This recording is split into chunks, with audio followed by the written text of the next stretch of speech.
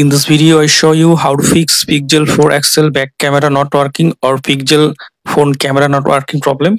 For solving this problem, go to settings, then go to apps, then go to see all apps, scroll down, find out camera app, tap on it, tap on force stop, tap on OK, tap on storage and cache, clear storage, then delete. Now tap on three dot, tap on reset app preference. Now tap on reset apps.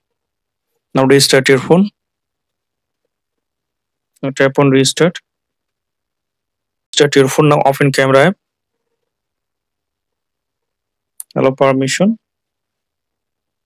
Done.